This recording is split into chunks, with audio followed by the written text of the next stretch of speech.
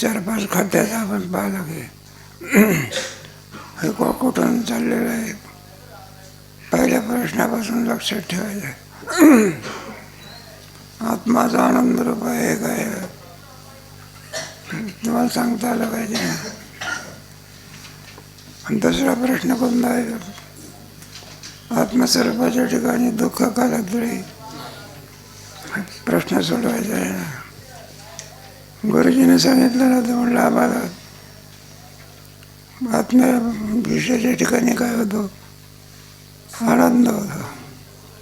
गुरुजीने सांगितलं आत्माच काय आहे?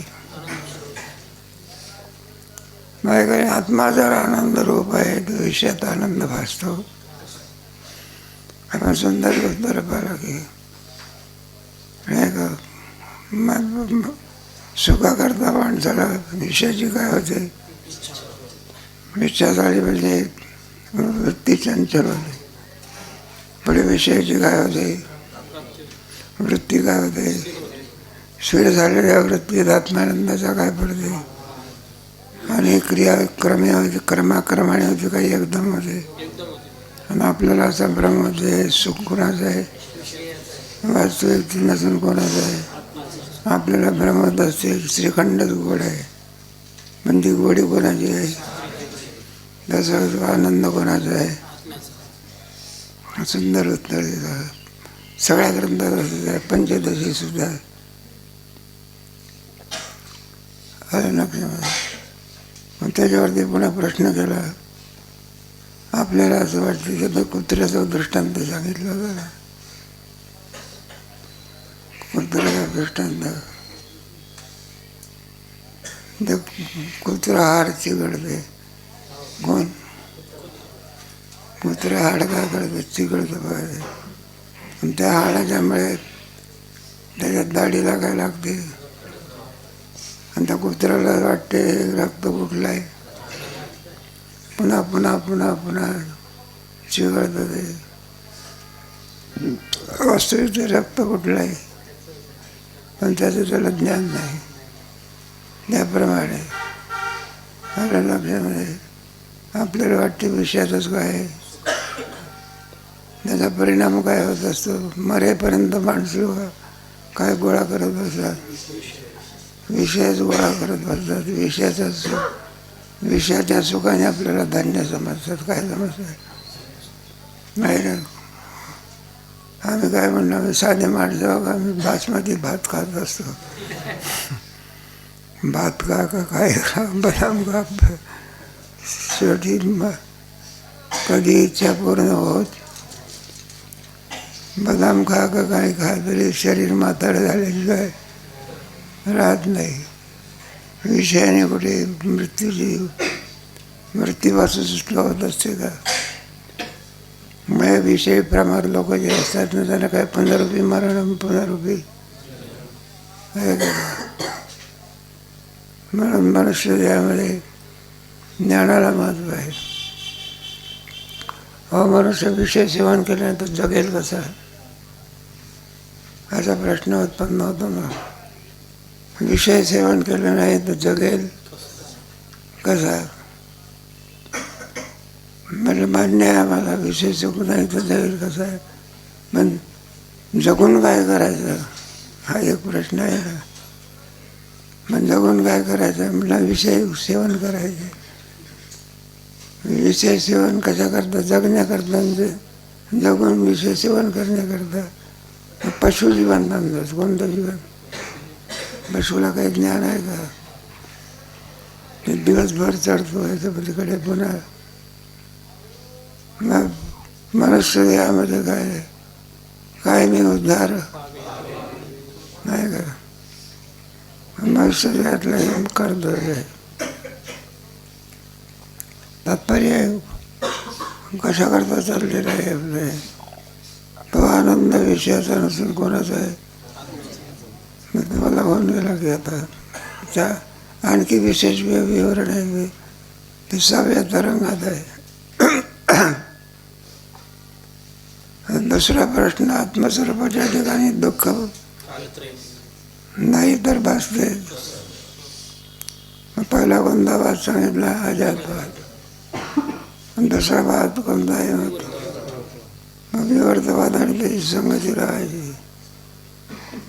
मग विवर्तवाद आणि संगती कशी लावायची? आपल्याला आपल्या स्वरूपाचं आपल्याला काही नाही. मग आपलं ज्ञान कोणतं आहे? मी मनुष्य आहे, मी अमका आहे, मी श्रीमंत आहे, मी गरीब आहे, मी दुःखी आहे, मी सुखी आहे, असल्या प्रकारचं आपल्याला काय आहे? आणि आपल्या स्वरूपाचं आपल्याला काय नाही.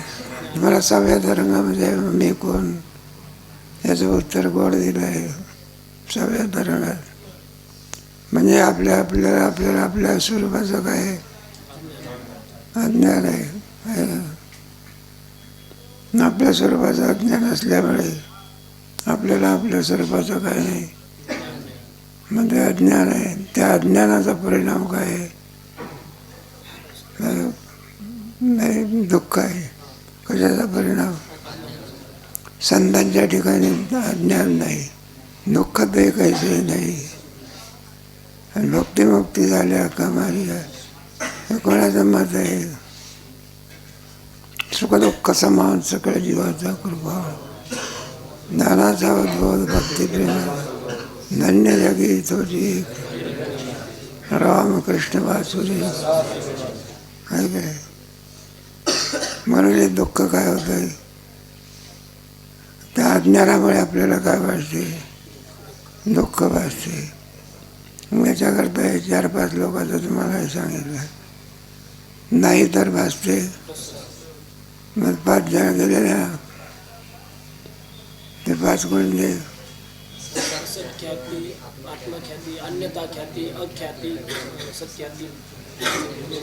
तुम्हाला मत काही विचारत नाही, परीक्षेत विचारू, घाबरू नका. पण खरं सांगता आलं पाहिजे. असत व्याधी काय म्हणतो? जोरचा सर्प कसा आहे? असत आहे ना. सर्पच असत आहे का सगळं जगच असत आहे? आणि पुन्हा काय सांगतो तो म्हणतो ते असत म्हणजे शून्यवाद. ते शून्यच सर्परूपाने परिणाम पाहू द्यायचे. बस ते कोणाचं मत आहे? वंद्यापत्राप्रमाणे जगत काय होते? प्रसिद्धी राहायची. मग वंद्यापुत्रही काय आला पाहिजे? वाचतो का? म्हणून तुमचं मत काय नाही. असत म्हणायचं पुन्हा काय म्हणायचं? हे बरोबर आहे का? मुलगा माझा आहे असं म्हणायचं आणि म्हणलं मी ब्रह्मचारी आहे. जमेल काय? आत्मख्यातीवादाचं मत काय आहे? सर्व पदार्थाचे आकार कोण धारण करते? आणि बुद्धी कशी आहे? क्षणिक आहे. त्यालाच आत्मवाद म्हणतात. लोक काय म्हणतात? आत्मवाद. मग सर्पाचा आकार कोण धारण करते? मग क्षणभरच दिसला पाहिजे सर्प. क्षणभर दिसतो का दीर्घकाल? तुमचं मत काय नाही.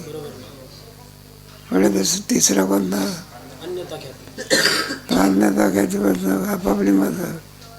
दोरीवरती सर्प कुठला भासतो? इथे भासतो असे म्हणतात. नाही करे त्याचे खंडन करतात. दोरीवरचा सर्प इथे भासतो. दोरी सर्पच का भासावा? नाही का? कुठला सर्प भासतो? अंड्यातला सर्प कुठं भासतो? इथे भासतो. असं जर म्हटलं तर सर्पच का भासावा? बाकी इतर पदार्थ नाही का? बरं, नेत्रदोषाने सामर्थ्य वाढत असते का कमी होते? आणि याला तर नेत्रदोष असूनही काय दिसते? भिंतीच्या पलीकडचं दिसते. मत काय नाही. नवं नाही आहे. काय म्हणतात? दोरीवरच सर्पाचं काय होते? म्हणजे तोही मत बरोबर नाही. जसं ज्ञानी असेल तसंच काय होते? आहे का? किती प्रयत्न केला तरी कारलं कसं आहे? मग कधी खा, कुठे खा, केव्हा खा, काचा लागणार ते? ज्याचा जो धर्म असतो तो धर्म निवृत्त होत नाही. ज्ञेय राज्य महाराजांचं सब ज्ञान कोणाचं महाराज मला बरोबर नाही. मग कोणती ख्याती अख्याती आपल्याला असं सामान मंद अंधकारामुळे दोरीचं सामान्य रूपाने काय होते, विशेष रूपाचं ज्ञान काय राहतं, आणि एक स्मृती ज्ञान सर्पाची आठवण होते. त्याच्यामुळे आपल्याला दोरीवरती काय वाचतो, सर्पाचं स्मरण होते असं जर म्हटलं त्याला स्मृती ज्ञान म्हणतात. स्मृती ज्ञानामध्ये विशेष सन्मान असतं. तुम्ही परीक्षा देता तेव्हा तुमच्यासमोर ज्ञानेश्वरी आहे का, मग बाबी कधी बरोबर लिहिले काय होते, संस्कार होते. मग दिसत होतं का तुम्हाला, मग स्मृतीमध्ये विषय काय नसतो, सन्मुख नसतं, एक खंडन आणि पुन्हा दुसरं खंडन. एकाच वेळेला व्यक्तीला दोन ज्ञान होत नसतात. किती ज्ञान होते, तुमचं मत काय नाही. तुला कोणती ख्याती, सत्ख्याती ना. मी म्हटलं सगळे पदार्थ पंचमहाभूतापासून आहे. ज्याप्रमाणे शुक्तीमध्ये शुक्तीचे अवयव आहे तसे रजताचे सुद्धा काय, रजताच्या अवयवापासून काय वाचते, रजत, आणि शुक्तीच्या अवयवापासून. म्हणून रजत जे भासते ते भ्रम नाही, मिथ्या नाही, सत्य. म्हणून त्याची ख्याती जातीला कोणती ख्याती म्हणतात. वेदांताच्या भाषेमध्ये ब्रह्मस्थळी भासणारा शब्द हा मिथ्या असतो. मी मिथ्या मानत नाही, खरंच रजत भासते. मग याचं खंडन कोण करतात, अनिर्वचनीय ख्याती आहे. त्याच्याकरता बाह्य पदार्थ ज्ञानाची काय सांगितली, अनिर्वचनीय म्हणजे तुम्हाला त्याचं वर्णन करून सांगता येत, त्याचा असा अर्थ आहे का, वर्णन करून सांगता येत नाही. म्हणजे दोरीवर बसलेल्या सर्पाला असू दे म्हणता येईल, असंच म्हणावं. आता काय येते मला, मग सत म्हणा की सतही म्हणता येत नाही. दोरीचं ज्ञान झालं तर मग काय म्हणायचं, सदा सत्तावून असतावून सदा सदा म्हणजे अनिर्वचनीय. कोणती ख्याती, सुंदर संगती लागते. पण त्याच्याकरता बाह्य पदार्थाचं ज्ञान सांगितलेलं आहे. बाह्य पदार्थाचं ज्ञान झालं का आपलं फायदा नाही. बा खांबाचं ज्ञान होते ना, त्याच्यावर दोन आवरण असतात, एक अंधकाराचं आणि एक दुसरं अज्ञानाचं. आपली वृत्ती कुठपर्यंत जाते, नेत्रेंद्रियद्वारा वृत्ती निघून खांबापर्यंत जाते. सायंकाळची वेळ आहे, नाही अंधकाराचं काय आहे, आवरण आहे. मग अंधारात दिसत असते आपल्याला. मग अंधकाराचं आवरण कोण घालवते, कोण प्रकाश, हे सूर्यप्रकाश आहे म्हणून ते सगळं जग चालते. उद्या सूर्याने म्हटलं मी गैहाजर राहतो, सगळं ब्रह्मांड काय झोपूनच राहा, अंधारच आहे सगळं, तर काय करा. म्हणून प्रकाश काय करतो, आपल्या घरचा दिवा अंधकार घालवतो का. म्हणजे ईश्वराने कोण निर्माण केला, सूर्य निर्माण केला. आणि त्याला सांगितलं म्हटलं बा रोज काय करायचं, वेळेवर उगवायचं, बरोबर टाईमशीर करायला. सुंदर ज्ञानेश्वरीतलं काय सगळं तत्व विचारायला. तुझ्या सत्तेने वेदाची गौरवणे सूर्याची काय कर, सूर्याने हे काय म्हणतो सगळ्या जगातला अंधकार कोण निवृत्त करतो, सूर्य करतो. ही ईश्वरी योजना. हे तुमच्या आळंदीच्या नगरपालिकेची योजना आहे. नाही आपल्याकडून गुन्हे होतच नाही. आपण हे तुमच्या नदीचं पाणी सगळं काय करून टाकलं, काही देतो, काय करतो, काय त्याला काही चव नाही. चंद्रभागेची तसंच म्हटलं, फक्त गंगेचं पाणी शुद्ध असतं का? माहिती आपण नाही काय सुंदर पाणी आणि ढगातलं पाणी कुठं खराब होत असते का? ईश्वरी योजना म्हणजे शुद्ध पाणी असतं का? मग कसं करता सांगितलं, म्हणून अंधकार निवृत्त होण्याकरता प्रकाशाची गरज. इथे काय झालेलं आहे तर खांब दिसणे इतका पूर्ण प्रकाश पाहिजे, एवढं पूर्ण प्रकाशाचं काही नाही, साह्य नाही. मग ते अंधकार घालवण्याकरता प्रकाश पाहिजे. प्रकाश कोणतं आवरण घालवतो? अंधकाराचा. पुढे राहिला तर अज्ञानाचं. वृत्ती कोणतं आवरण घालते? अज्ञानाचं आवरण घालवते. वृत्ती प्रभाकराचा.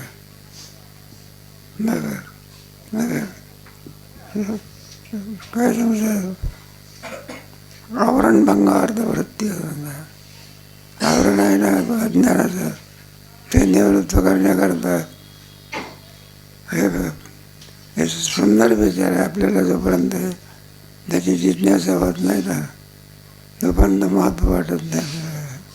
आता एखाद्या गोष्टीत महत्त्व वाटते, तत्व विचारामध्ये काय नाही. तत्व विचार काय नाही, क्षणोक्षणाची करावा परावया पार. माझं प्रकाशाने अंधकाराचं आवरण घालवलं, वृत्तीने अज्ञानाचं आवरण घालवलं, आणि त्या वृत्तीमध्ये चिदाभास असतो. काय पहा, सूर्याची किरण आली, त्या किरणामध्ये काय असते? किरणात काय असते? तसं वृत्तीमध्ये काय असते? ज्ञान.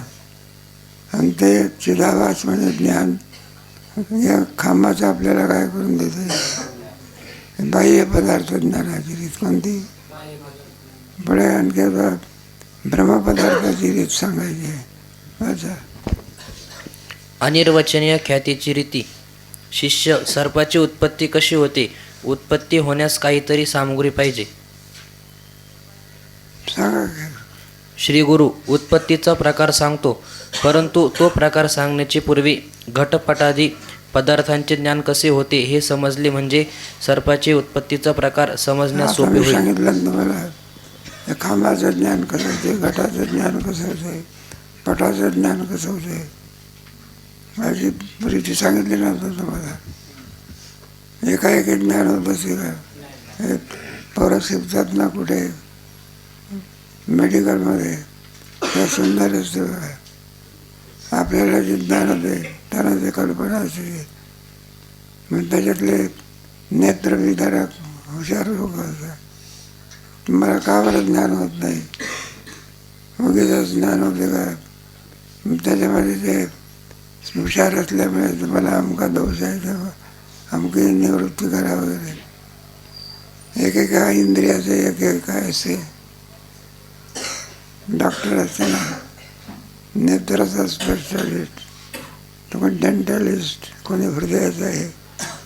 आपण जाऊ द्या पुढे. घटज्ञानाची वेळी प्रथम अंतःकरणाची वृत्ती नेत्रद्वारा बाहेर निघून घटापर्यंत जाते. म्हणजे अंतःकरणाची वृत्ती कोणापर्यंत जाते? पुढे घटाच्या काय होते? आकाराची होते. पुढे नंतर वृत्ती घटास व्यापून घटाच्या आकाराकार होते. त्या घटाकार झालेल्या वृत्तीत जो चिदाभास असतो तो त्या घटाचा प्रकाश करतो, म्हणजे त्याचे घटरूपाने ज्ञान करून देतो.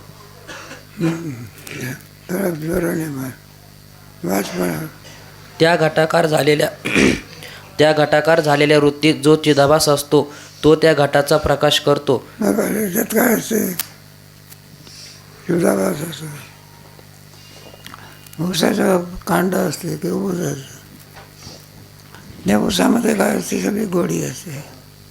प्रत्येक याच्यात काय राहते? त्याच्या वृत्तीमध्ये कोण असते? आणि तो चिदाभास या घटाचं काय करतो? प्रकाशन करतो. वृत्तीने काय केलं? अज्ञानाचा भंग. आणि त्या चिदाभासाने घटाचं काय करून दिलं? हे जर समजलं ना तुम्हाला ते पंचदशीतलं ते 8वं प्रकरण कळतं. कुटस्थ दीप. जरा ह्याच्यातलं ज्ञान नसलं ना ते पोरं आपल्याशी पाहत असते तिकडे. ते आम्ही शिकवतो ना, आम्ही त्याला विचारत असतो. विचार सगळ्यात सांगितलं तेवढं काय लक्ष दिलं नाही. आता तो अज्ञान आमचा आहे का तुमचा आहे? त्याला कुटस्थ दीप म्हणतात. ज्ञान कसं होतं? सुंदर कुटस्थ दीप आहे. 8वं प्रकार आहे पंचदशीमध्ये. पुढे म्हणजे त्याचे घटरूपाने ज्ञान करून देतो. परंतु घटाचे ज्ञान होण्यापूर्वी घटावर 2 आवरणे म्हणजे आच्छादने असतात. पैकी एक 2 आवरण असतात. एक अंधकाराचं आणि एक अज्ञानाचं. अंधकाराचं आवरण प्रकाश निवृत्त करतो. आणि पुढे आहे ना ते अज्ञानाचं आवरण कोण? वृत्ती निवृत्त करते. पुढे पैकी एक अंधकाराचे व दुसरे अज्ञानाचे. अंधकाराचे आवरण प्रकाशाने नष्ट होते. म्हणूनच बाह्य पदार्थ ज्ञानाची वेळी अंतःकरण वृत्तीस नेत्राची आणि प्रकाशाची सहाय्यता लागते. हे 2 सहाय्य. वृत्ती जरी पाहण्याचं कार्य करते, पण वृत्तीला प्रकाशाचं काय लागते? डोळे नाही का आपल्याला अंधकारामध्ये? पाहत का नाही? हे पहा, डोळे काय अंधकारात आपण बसलो, डोळे आहे की नाही? मग पाहत का नाही? त्याला प्रकाशाचं काय नाही. आता आमचे चष्मा आहे, त्या चष्म्यामध्ये हा नाही का चष्मा नसला तर दिसत नाही. चष्मा घातला तर माझे ज्ञान होण्याकरता चष्म्याचं काय आहे? साह्य आहे. त्याच्या वृत्तीला अलग लागतं. याचं काय असावं लागतं? प्रकाशाचं साह्य असावं लागतं. प्रकाशच नाही तर दिसेल. प्रकाशाची सहाय्यता नसेल तर निबिड अंधकारातील वस्तू नेत्र व अंतःकरण वृत्ती ही चांगली असून सुद्धा दिसत नाही. यावरून अंधकाराचे आवरण असते. अंधकाराचं आवरण काय केलं पाहिजे? मारलंच पाहिजे. पुढे दुसरे आवरण अज्ञानाचे असते. कारण ज्यावेळी अंतःकरण वृत्ती एखाद्या विषयात निमग्न असते त्यावेळी अन्य पदार्थाशी चक्षु इंद्रियांचा संबंध होत असूनही त्या पदार्थाचे ज्ञान होत नाही. आपली जर वृत्ती कल्पना करा एखाद्या पदार्थात गंग झाली, गंतरी आहे. दृष्टांत आहे. कोणीतरी खेळ खेळत होता बघा. काय बसल्या बसल्या काय 2-4 लोक खेळ खेळत होते. पण ते घरी आणि त्याच्या स्वयंपाकाची वेळ झाली. स्वयंपाक झाला, जेवणाची काय झाली. मग बाईने सांगितलं, म्हणलं जा त्याच्या वडिलाला काय कर.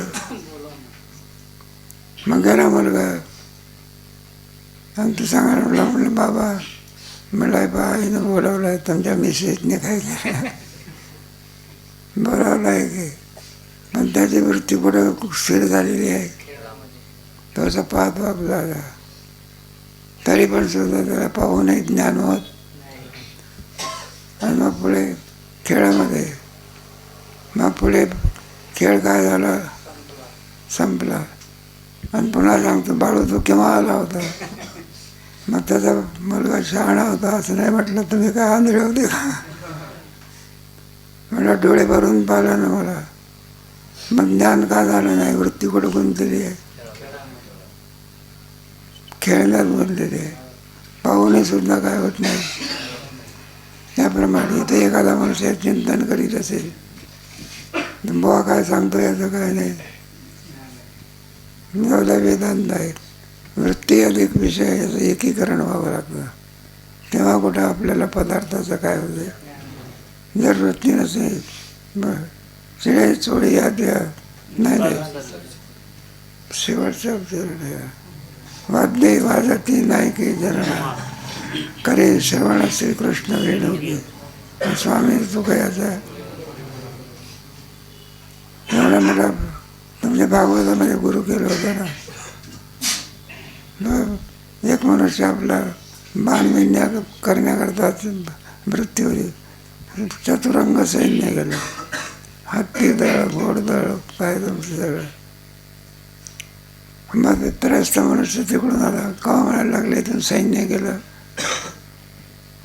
मग तो विचारला, तुम्हाला सैन्य म्हणजे काय?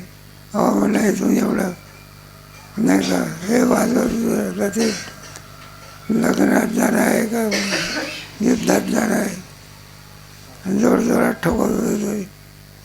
मग इतकं असूनही सुद्धा त्याला ज्ञान नाही का नाही, वृत्ती कुठं आहे? वृत्तीवर असते. वृत्ती जर एखाद्या याच्यामध्ये गुंतल्या गेली त्याला त्याचं काय होत नाही. ते एक जण होतं बघा, ते कथा चालू असताना, ज्ञानेश्वरी चालू असताना असा हात वर करायचा, काय प्रवचनाच्या ह्याच्यामध्ये. पुढे प्रवचन सुटलं, आम्ही त्यांना विचारलं, म्हटलं का असा हात का करतात? मला काही प्रवचन आवडत नव्हतं का? हात वर करण्याचं काय कारण? नाही म्हणलं बाबा दुसरं आहे, तुमचं प्रवचन आम्हाला ऐकायला करता झालं. अगोदर म्हणायला लागले आमच्या घरचे लोक तुमचं प्रवचन ऐकण्याकरता आले. मागवून मी निघालो. ते म्हणलं तर घरी कोणीच नाही, मग घराला काय लावावं लागते? ते म्हटलं आमच्या इथलं कुलूप असं काही विचित्र आहे, लावलं तरी त्याला 2 झटके द्यावं लागते. ते लागलं की न लागलं हे पाहण्याकरता. ते काय झालं म्हणायला लागले, घरचे लोक सगळे तुमच्या प्रवचनाकरता आले, मी निघालो. मग घराला कुलूप लावायचं, पण ते काय झालं गडबडीमध्ये त्याला झटके देण्याचा विसरलो. तुमच्या प्रवचनात बसलो, कशाची आठवण होते? कुलपाची. आणि आठवण कोण देते की मी कुलूप लावलं पण काय दिलं नाही. मला इथं प्रवचनात काय देत होतो? झटके देतो. वृत्ती प्रवचनात आहे का कुलपात आहे? वृत्ती कुठं आहे? मग ज्ञान होते का? मग वृत्तीचा संबंध लागतो. प्रभाकरता आहे नाही काय याच्यामध्ये आहे का? विद्यासागरात आहे. जोपर्यंत वृत्तीचा संबंध येत नाही तोपर्यंत ज्ञान होत नाही. बरेचसे व्यवहारामध्ये बाजूला वृत्ती कुठं गुंतलेली आहे? कोण्या तरी विषयामध्ये. अर्जुनाचं तरी काय 8व्या अध्यायामध्ये वृत्ती मागच्या विषयात घेतलेली होती, म्हणून भगवान सांगून गेले पण त्याला कळालेलं आहे. मग पुन्हा विचारतो किं तत् ब्रह्म किं अध्यात्म. सुंदर विषय आहे. पुढे हा अनुभव बुद्धिबळ खेळण्यात निमग्न असणाऱ्यांच्या ठिकाणी चांगला दिसून येतो. बुद्धिबळ खेळत असता आपला पुत्र आपल्या पुढे येऊन आपल्याजवळ काही मागत आहे किंवा कोणी मित्र आपल्या पुढे येऊन नमस्कार करून बसला आहे, त्याचे त्यास काही भान नसते. नेत्रसंबंध पुत्रमित्राशी झालेला असतो, परंतु अंतःकरणाची वृत्ती वजीर किंवा प्यादी यांच्या आकाराकार झालेली असते. गुंतलेले वृत्ती खेळण्यामध्ये बऱ्याचशा बाजूला ज्याचा जो आवडीचा खेळ असतो त्याच्यामध्ये वृत्ती. तुम्ही पहा की आपल्याला भूक लागली असली, आवडीचे पदार्थ जेवण्याकरता आणले आणि एकदा का माणसाने ते पाहिले, कोण बसतो आणि कोण जातो याचं काय राहत नाही. 2-3 घास घेईपर्यंत ब्रह्मवेत्ता असतो. एकदा तरी काय पाहिलेला आहे आवडीचा पदार्थ, मग कोण वाढतो आणि कोणाकडे बघतो का तो. 2-3 घास खाईपर्यंत वृत्ती अशीच असते, मग असा पाहतो कोण आले कोण. चांगला विषय आहे. ज्ञान होण्याकरता वृत्तीची काय आहे? प्रकारार्थ वृत्ती येत आहे, ते तुमच्या वृत्ती प्रभाकरामध्ये पडेल. म्हणून इंद्रियांचा संबंध असला तरी पुत्रमित्रादी पदार्थांचे ज्ञान होत नाही. याकरिता ज्ञान होण्यास त्या पुत्रमित्रादी पदार्थांचे ठिकाणी आवरण मानले पाहिजे आणि ते अज्ञानाचेच मानले पाहिजे. ज्या अर्थी आपल्याला ज्ञान होत नाही त्या अर्थी आवरण नावाचा दोष असला खांब असूनही सुद्धा अंधारामध्ये आपल्याला काय होत नाही. का दिसत नाही? डोळे अंधळे आहे का? मग का दिसत नाही? आवरण नावाचं काय? आवरण कशाचं? अंधकार. अंधकारामध्ये आणि खांब असूनही सुद्धा काय होत नाही. त्याप्रमाणे अज्ञानाचं आवरण असल्यामुळे कोणाचं आवरण? ते आवरण भंग करीत नाही. आवरण जसंच आहे तसंच राहते. ते अज्ञानाचं आवरण, आणि ते अज्ञानच सर्वरूपाने काय होते? परिणाम पाहते. पुढे चिदाभासासह वर्तमान अंतःकरण वृत्ती प्रकाशाची सहाय्यता घेऊन पदार्थाजवळ जाते, तेव्हा पदार्थावरील अंतःकरणाचे आवरण प्रकाश नष्ट करतो. हे वर सांगितलेच आहे. कोण अज्ञानाचं आवरण कोण घालवते? वृत्ती. अंधकाराचं आवरण कोण घालवते? प्रकाश. आणि वृत्तीमध्ये असलेला चिदाभास त्या पदार्थाचं काय करून देतो? मग आपल्याला असं वाटतं हा घट आहे म्हणून. एवढं भानगडी होत असेल तेव्हा कुठं घटाचं काय होते? पुढे नंतर दुसरे अज्ञानाचे आवरण अंतःकरण वृत्तीत असेला चैतन्याचा आभास म्हणजे चिदाभास प्रकाश करतो. याचा अर्थ ज्ञान कोण करून देतो? चिदाभास आहे का? चिदाभास कुठे आहे? वृत्तीमध्ये आहे. वृत्ती घटाच्या काय झालेली आहे? आणि तिच्यातला चिदाभास आपल्याला घटाचं काय करून देतो? ज्ञान करून देतो. याचा अर्थ चिदाभास त्या पदार्थाच्या आकाराचे ज्ञान करून देतो. सामान्य पाहणाऱ्यास इंद्रियांचा व पदार्थांचा संबंध झाल्याबरोबर ज्ञान होते असे वाटते, पण वर सांगितलेल्या प्रकाराने अंधकाराचे आवरणाचा प्रकाशाने व अज्ञानाचे आवरणाचा अंतःकरण वृत्तीने नाश केल्याशिवाय चिदाभासाकडून पदार्थाचे ज्ञान होणे शक्यच नाही.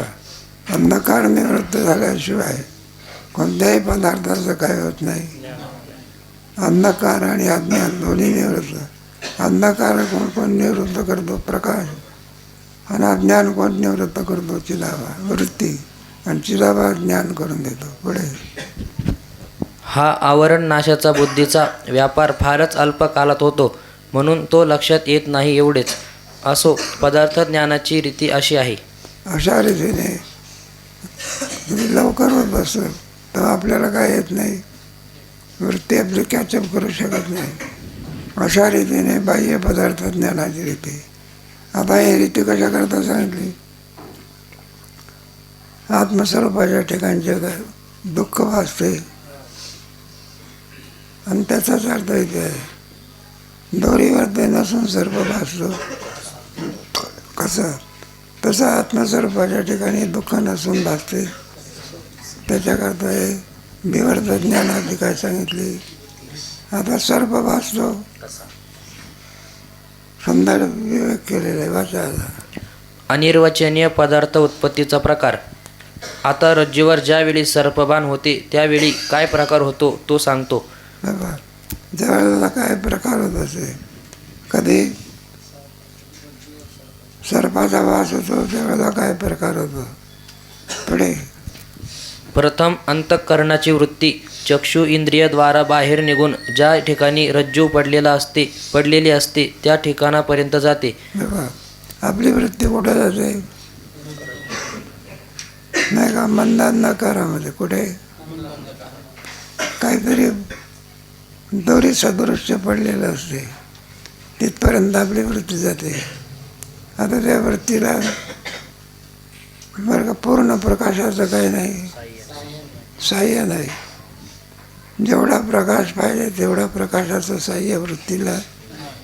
अंधकार जसाच आहे तसाच आहे. पुढे रज्जूवरील अंधकाराचे आवरण निवृत्त होण्यास जितक्या प्रकाशाची आवश्यकता आहे तितका प्रकाश अंतःकरण वृत्तीस साह्य नसतो. आता आम्ही वाचन करतो, चष्मा नसेल तर दिसत नाही. प्रकाशाचं तेवढं काही नाही. मग चष्मा घातला म्हणजे प्रकाशाचं मिळालं, मग वाचता येतं. कोणत्याही प्रतिबंध निवृत्त करण्याकरता त्याचं साह्य आहे.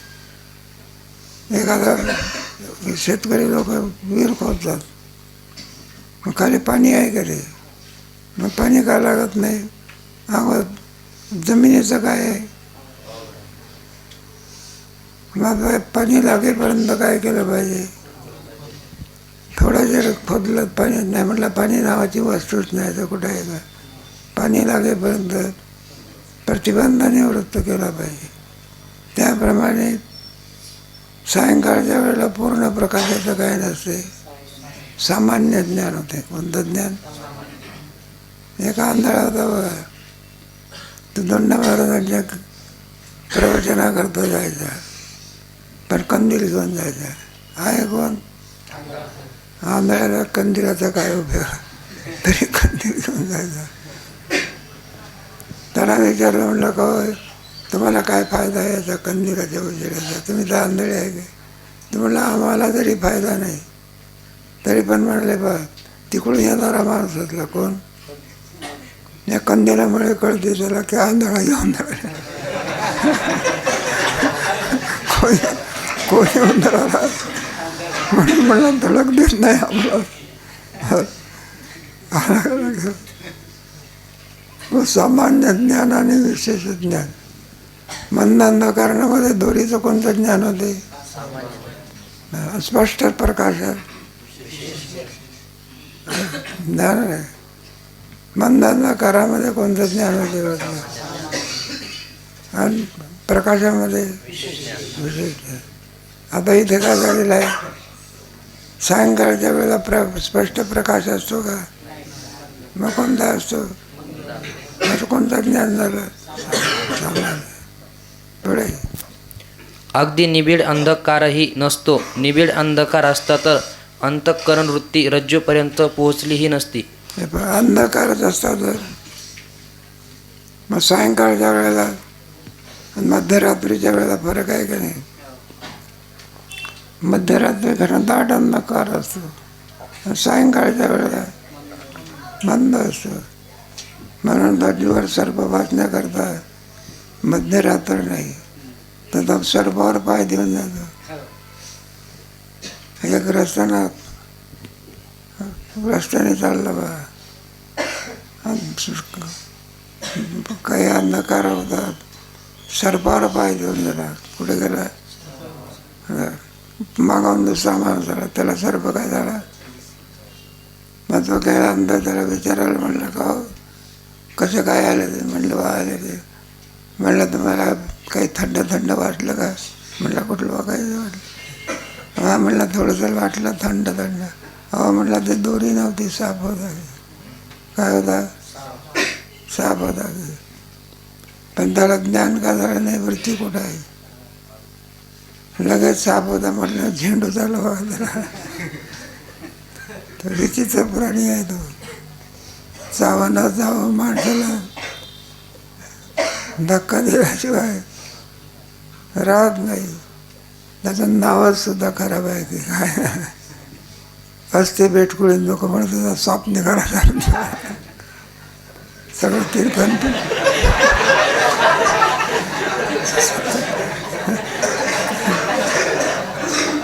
सारं कीर्तन फेल करून टाकते. हे लोक उठून उभे राहतात, अरे काय झालं काय झालं साप पाहायला गेलं तर काय होते? आपलं सर्पचं काही घेणं देणं नाही. तत्व विचारा करता त्याचा दृष्टांत घेतलेला आहे. कशा करता? हे रज्जू सर्प सुट्टिका राजा वगैरे जे आहे ना त्याची दृष्टांत वाचा. व त्या चिदाभास युक्त वृत्तीने फक्त निबिड अंधकारच पाहिला असता असो. वृत्ती रज्जूपर्यंत गेली आहे म्हणून तिला प्रकाशाची सहाय्यता आहे, पण रज्जूवरील सर्व अंधकाराचे आवरण नाहीसे करील असा पूर्ण प्रकाश नाही. आता काय नाही, अंधकाराचं आवरण निवृत्त करेल एवढा काय नाही, पुरेपूर प्रकाश सगळा. आता आम्ही आपल्या खोलीमध्ये वाचतो, मग टेबल लॅम्प लावत असतो, कारण प्रकाश जरी आहे पण तो सामान्य नाही. मग दोन प्रकाश झाले म्हणजे स्पष्ट दिसते खोली. पूर्ण प्रकाश असता तर रज्जूचे रज्जू रूपाने स्पष्ट भानच झाले असते. निबिड अंधकार नाही व पूर्ण प्रकाशही नाही, फक्त मंद प्रकाश आहे. त्या मंद कोणता प्रकाश आहे? सायंकाळच्या वेळेला कोणता प्रकाश असतो, पहाटे सुद्धा कोणता प्रकाश असतो, दोन्ही नाही, सायंकाळ आणि पहाटे. पहाटेमध्ये काय होत असे, पुढे पुढे प्रकाश होत असे, सूर्याचा जसा निघे. आणि ते काय सायंकाळच्या वेळेला जसा जसा आणखी अंधकार तो वाढत जातो. काय जातो, सायंकाळच्या वेळेला अंधकार वाढतो आणि पहाटेच्या वेळेला प्रकाश वाढतो. म्हणून सगळ्या कामाला काय होते, आणि सायंकाळच्या वेळेला अंधकार वाढत जातो.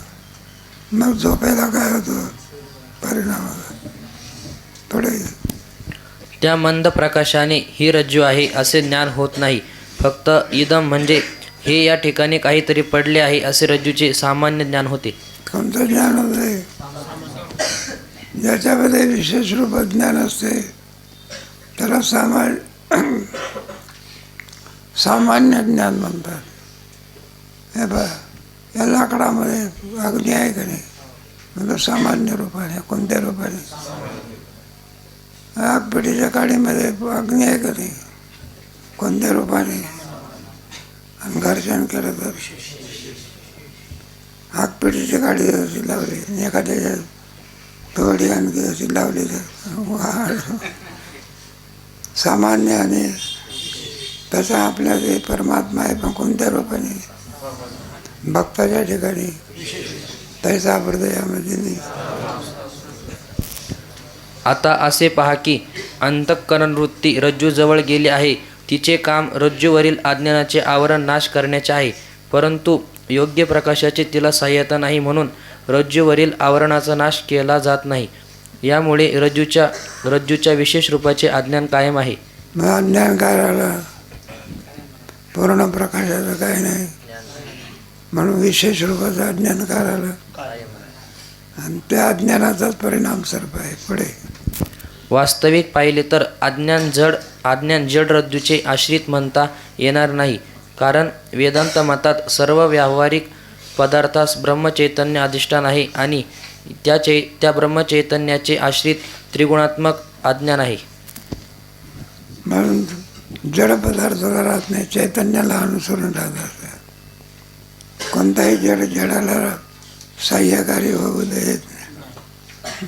पुढे क्रमाने सांगतो मला, सुंदर पुढे विषय येणार आहे. पुढे त्या चैतन्याश्रित अज्ञानासच माया, प्रकृती, अविद्या वगैरे नावे आहेत. हे नावे अविद्या म्हणतात, प्रकृती म्हणतात, माया म्हणतात. गीतेमध्ये नाही का, दैवी यशा गुणमय प्रकृती पुरुषम चैव विज्ञानादि. त्याला प्रकृती म्हणतात, अज्ञान म्हणतात. ते तर अज्ञान आहे करोडे त्याने कोम बेकल्प. गीतेमध्ये सुद्धा याचा विचार आलेला आहे. पुढे सर्व पदार्थांना चैतन्य अधिष्ठान आहे असे म्हटले म्हणजे रज्जूसही चैतन्याचे अधिष्ठान आहेच. सर्व पदार्थाला अधिष्ठान कोणाचं आहे, हे पाय. एखाद्या कापडावर ते बाईचं चित्र काढलं, कोणाचं, आणि त्या बाईच्या चित्राच्या कडेवरती कोणाचं चित्र काढलं, बाळाचं. बाईला आश्रय कोण आहे, भिंत म्हणा किंवा कापडच म्हणा. आणि मुलाला आश्रय कोण आहे, एखादं लहान पोर असलं ना त्याला मात्र ज्ञान नसते. त्याला असं वाटतं या बाईच्या कडेवर कोण आहे. बाईनं थोडा धक्का दिला तर पोरं कुठं पळून, मग ते कापडावरचं पोटकाळ खाली पडत असते का, धर्म होतो का नाही. पुढे ज्या पदार्थाच्या ठिकाणचे फक्त चैतन्याचेच ज्ञान करून द्यावायचे असते त्या पदार्थास उपाधी मानून मग घटोपहित चैतन्य, पटोपहित चैतन्य असे समजुतीकरिता म्हणण्याची शास्त्रकारांची पद्धत आहे. त्या अधिष्ठान चैतन्य म्हणण्याचा प्रकार आहे. प्रत्येक पदार्थाला मुळामध्ये कोण आहे, अधिष्ठान चैतन्य.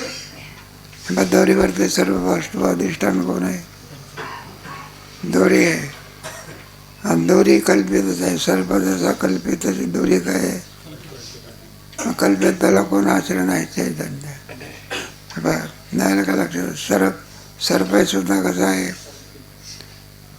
कल्पित सर्प का वाटला, दोरी अधिष्ठान आहे. आता सर्प जसा कल्पित आहे तसं वेदांतामध्ये दोरीसुद्धा काय, मग दोरीला आश्रय कोण आहे? चैतन्य. मग याच यावत पदार्थाला कोण आहे?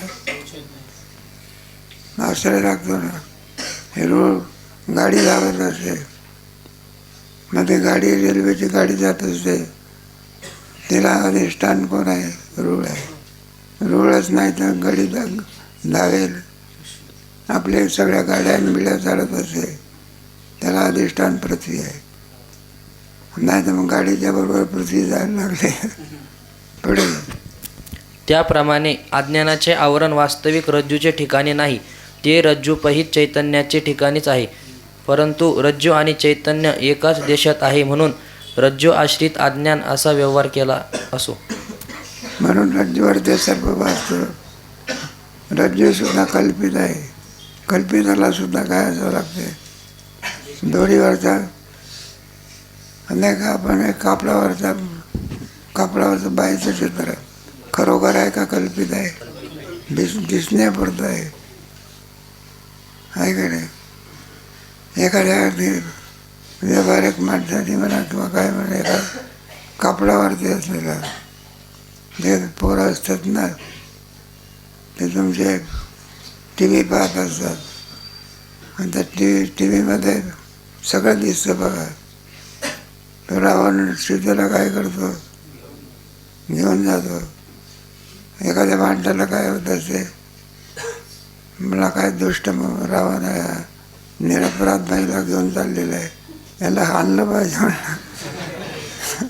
टी व्हीवर पाहता बघा, काढला बघा जोडा, दणकून काय मग रावणाला लागला का कापडाला लागला? रावणाला का लागला? कल्पित आहे.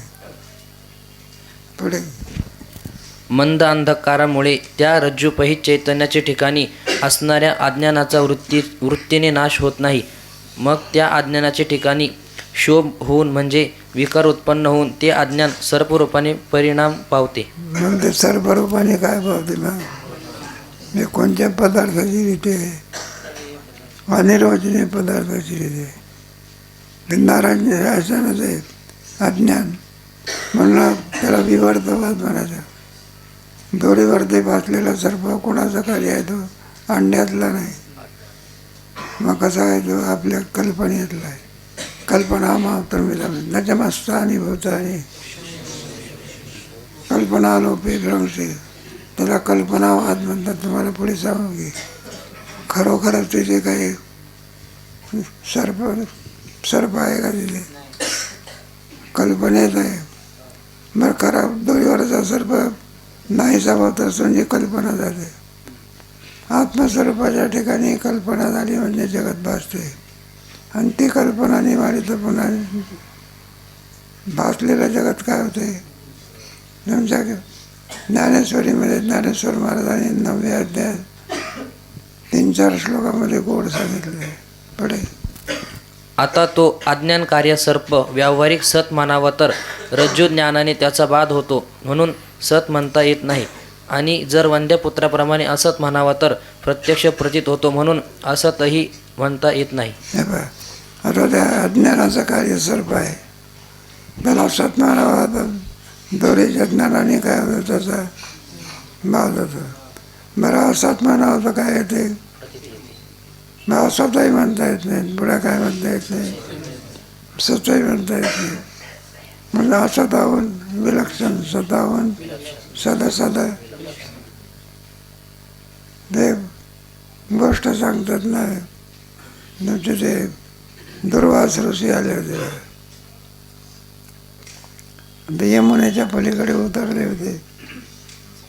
मग त्या गवळणी म्हणायला लागले, म्हणले कोण आहे? भगवान म्हणायला लागले, म्हणजे माझे गुरु आहे. त्या गवळणी म्हणायला लागले, म्हणलं तुझे गुरु तूच तर सगळ्या जगाचा काय आहे, आणि तुलाही गुरु असतो का? मला सुद्धा काय? मग म्हणायला लागले, म्हणलं आम्हाला त्याचा आशीर्वाद मिळाला तर फार चांगले. म्हणले बा तुम्हाला आशीर्वाद मिळेल आमच्या गुरुचा, पण ब्राह्मणम भोजनम प्रिय आहे. उत्कृष्ट जेवण करून त्यांना द्या म्हणजे तुम्हाला आशीर्वाद देईल. आणि ते कुठे उतरले होते? यमुनेच्या पलीकडे. मग सुंदर जेवण तयार केलं कोणी, गवळादेवी. पण यमुनेला काय आलेलं होतं, आता पलीकडे कसं जायचं आता. त्या आल्या कृष्णाजवळ. म्हणलं कृष्णा, अरे म्हणायला लागले जेवण तुझ्या गुरुला द्यायचं, पण यमुना तर भरून चालली. म्हणलं आम्हाला कसं जाता येईल. म्हणलं यमुना उतरल्यावर जा की, पूर उतर. म्हणलं 10 दिवस काय उतरत नाही, मग अन्नाचा काय उपयोग. म्हणलं यमुना तुम्हाला वाट देईल. त्यांना सांगा आमचा भगवान श्रीकृष्ण जन्मल्यापासून ब्रह्मचारी आहे. आणि ते थोडंही म्हणायला लागले. म्हणलं आता आहे का नाही, आलं काय आमच्या समोर सांगतो, काय सांगतो. ब्रह्मचारी आहे म्हणतो. नातवंड कोणाची आहे. आणि पुन्हा काय म्हणतो, म्हणलं तुम्हाला काय करायचं दोन सांगायचं, आगाऊपणा करायचा.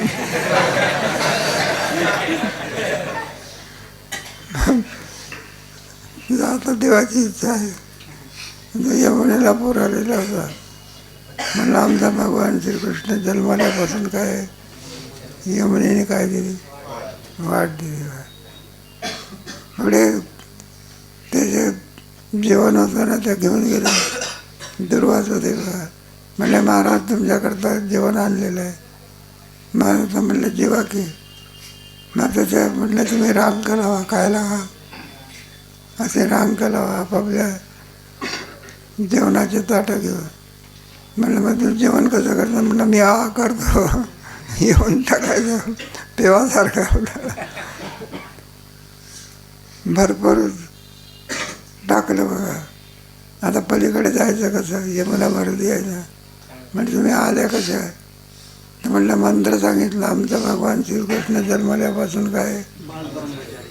म्हणलं यमुनेला सांगा दुर्वास जन्मल्यापासून एक धान्याचा कण सुद्धा खाल्ला नाही. उपाशीच आहे, उपाशीच आहे. हो म्हणलं एवढं मोठं आमच्यासमोर खाल्लं. म्हणलं काय डोकं फिरलं का. म्हणलं तुम्हाला काय करायचं अगो मला जा सांगा की यमुनेने काय दिली. बरं काहीच सांगता येत नाही. नाही म्हणावं